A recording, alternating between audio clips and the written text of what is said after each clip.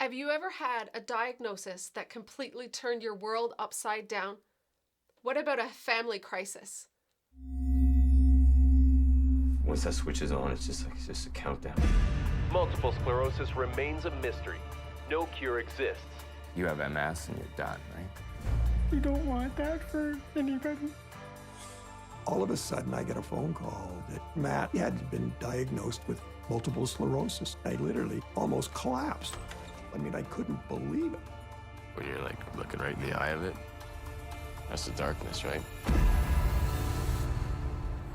With more questions than answers, these situations can leave us struggling to find hope.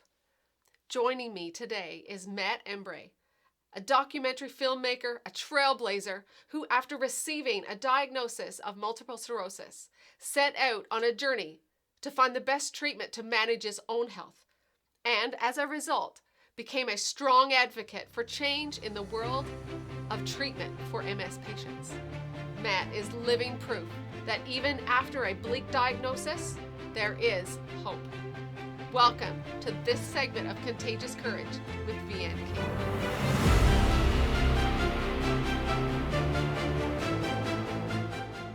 Matt Embry, thank you so much for being here today. Such a pleasure to have you. Thank you so much. No, thank you, and thank you for having me on your show. Matt, today we are talking about finding hope after a bleak diagnosis. And I think you know a little bit about that struggle forward, but you are living proof that there is hope. Could you please take us back and tell us about your diagnosis and what you felt that day when you heard the words that you have multiple sclerosis? Yes, I mean, we're going back quite a while now. I mean, it's 2020 now, and I was diagnosed with multiple sclerosis in 1995.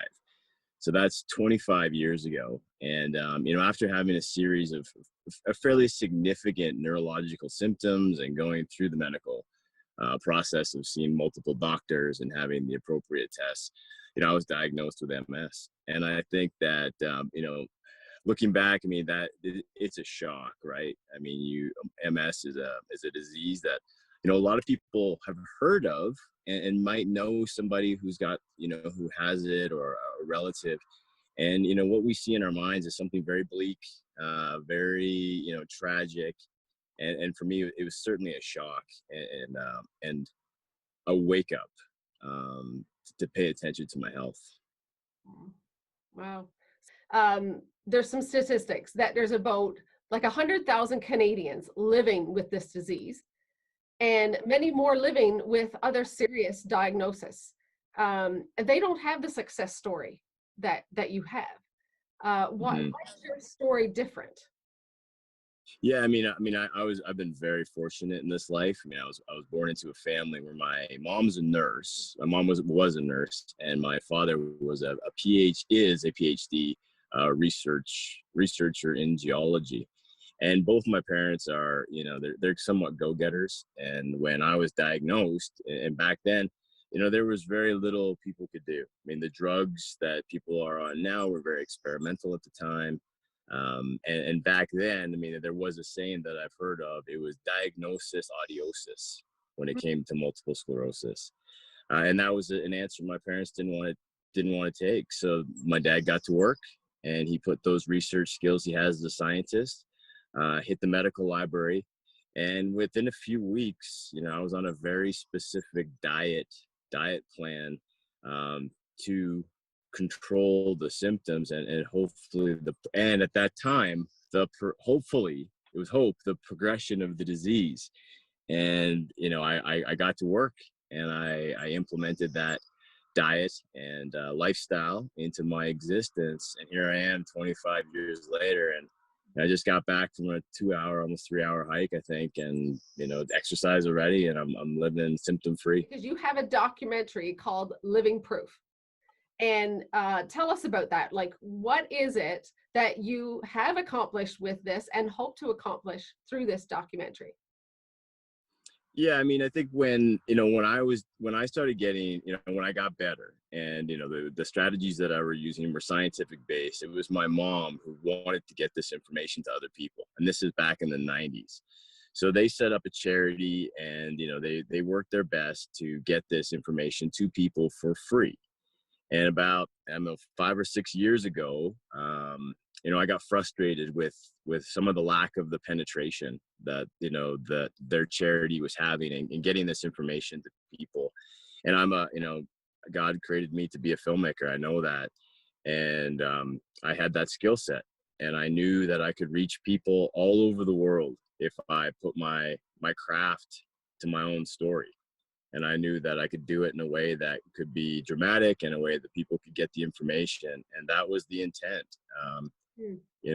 I took a risk. We took a risk on it, even creating it, and we shot the story. We went all over the world, really, had the top experts in the world, and God lifted it up. And now it's on Amazon Prime, translated into multiple languages. Wow. And I believe everybody can have it for free, because you can get a free Amazon Prime subscription for 30 days. So, if people want this information, it's out there. Wow. First of all, I'm just, congratulations to all of your success that you've had thus far. Can you tell us a little bit about the strategies, or maybe just touch on it, and I guess people can find it on Amazon, right? If they want to go to find more tips and strategies, but is it limited only to MS patients? Well, that's a really great question, and I'm not a doctor, so I can't really give that advice. That would be something that people would have to go pursue that type of research on their own. The strategies that I use can be found at our website, mshope.com. And the question in regards to, does it help other people? The strategies that we have are for people with multiple sclerosis. And again, I'm not making any claims here, but I have had people from all over the world write me with different autoimmune diseases and telling me they've implemented almost identical programs and have had fantastic success. But, that's anecdotal. But I think that, making lifestyle changes for me are just essential to capturing optimal health. Yes. I know I don't want to ask you questions that maybe there's no answer to, because everybody's different, but I just want to ask this just to see from your perspective. Do you feel that maybe people give up too quickly when they get a diagnosis without maybe trying alternative solutions?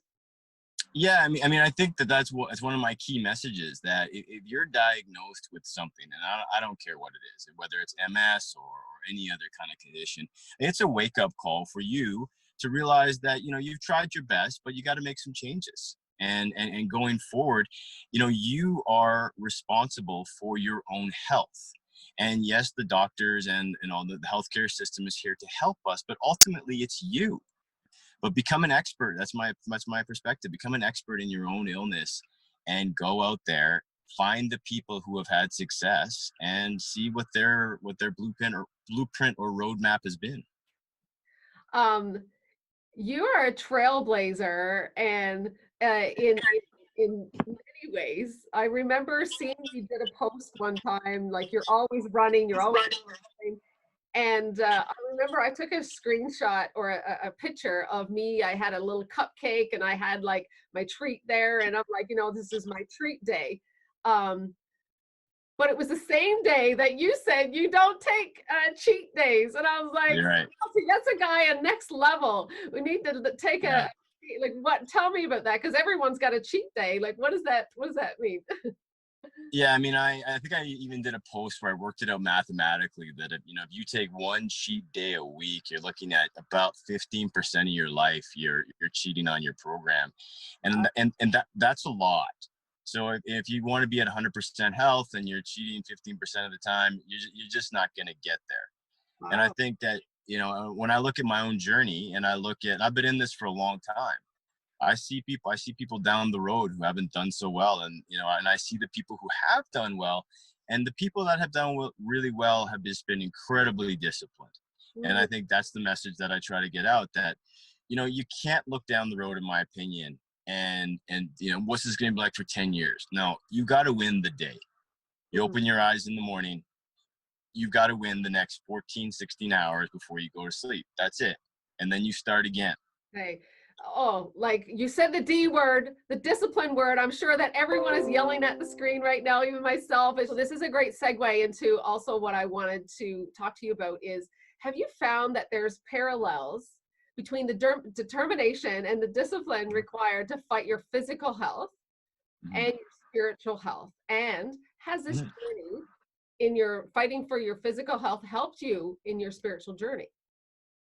Yeah, I mean, I do tell this, especially with an interview like this, I feel very open to talking about these types of things. And I think that for me, your physical world is part of your spiritual reality.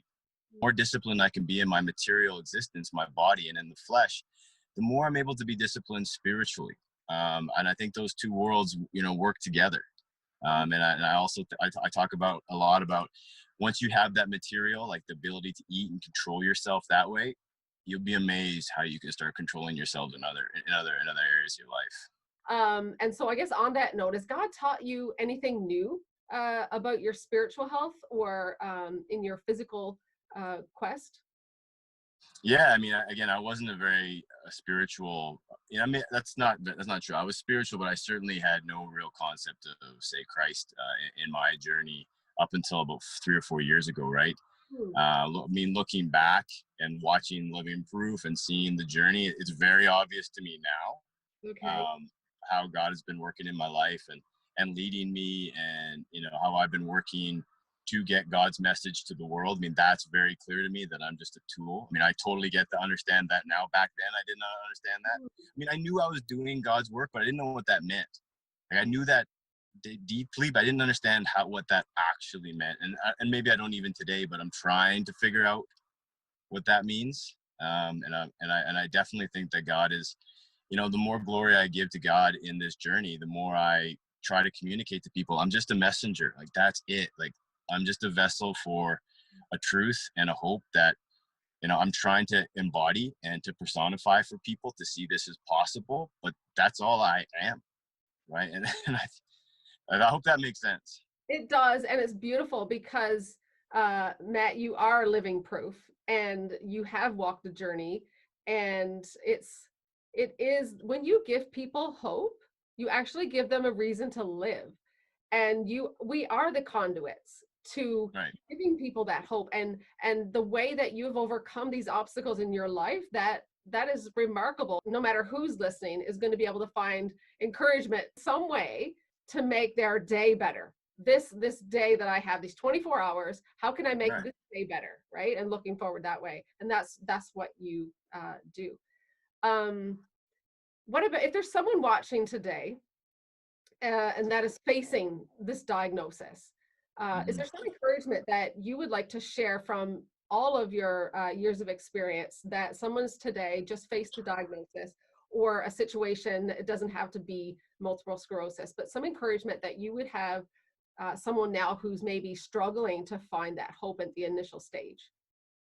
Yeah, I mean, I think that, one of the messages I really try to get out is that, anybody who tells you that it's only downhill, you got to be real careful of. Right. I mean, I don't think anybody has the right to tell that to somebody. I mean, I think that we can look at the numbers and the statistics, but I mean, to diminish someone's hope and to not talk, to not open the door to reversal, to miracles is not a good mindset, in my opinion. And I think that for the individual who's been diagnosed and bang, it's like, well, okay, now it's on you. And I know, I mean, I also thought one of my other messages is help is not necessarily on the way, right? Don't hope that someone's going to come in the door and save you. It's now up to you to get to work. And I think that the people are going to come in, no question. God is going to send people there. That's going to happen, but it really starts with you. And once you get down and just start doing the work. And one other thing, a lot of my message, it's not an elegant process. It's not it's not an elegant process to wake up in the day and push myself into prayer or meditation. It's not, and that, to be honest, that's what I have to do a lot of the time, is push myself into exercise, push myself into eating another salad, right? It's not, it's again, it's not waiting for it to happen, it's making it happen.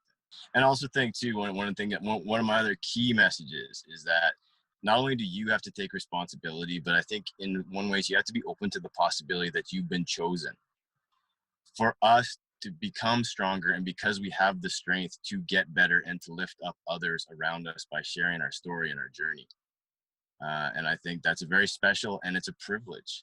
And I think when you change your mindset to think that way, you know, there's a purpose for it. You know, it's not just bad luck. It's like, okay, no, this is a reason, and this is part of my journey. Yes, yes. Wow, I'm learning a lot today on this call, and I'm being very encouraged. And a couple of times when you say you have to do this, you have to do that, I'm like, yes, I know, I'm listening, I'm listening. So I just want to thank you for your wisdom and your encouragement today. And I know that we could talk so much, and I know that there are people that are watching the screen today that will be looking you up. And so I just want to thank you for coming here today and sharing some of the wisdom that you found in your life to be able to encourage other people to have hope where they are. Because Matt, you are living proof that even after a bleak diagnosis, even after like life comes along and something that you're not expecting, that you don't have to settle, right? You don't have to settle, because there is always hope. Yeah, and it's not just for you, right? And that's the other thing. It's like, it's you don't know whose life you touch. You don't know who's watching this. You don't know, you know, but you know, if you speak the truth and you speak hope into the world, that it's going to reach somewhere. Absolutely. That is a great way to end. Thank you, Matt, for joining me today, and the many others watching. If you have encouragement or just want to reach out, have a question for Matt, I'll have all the links to how to contact Matt in the description of this video. And all that's left to say is, not to us, oh Lord, not to us, but to you and your name goes all the honor and glory for his unfailing love and faithfulness. Until next time, bye for now. Thank you.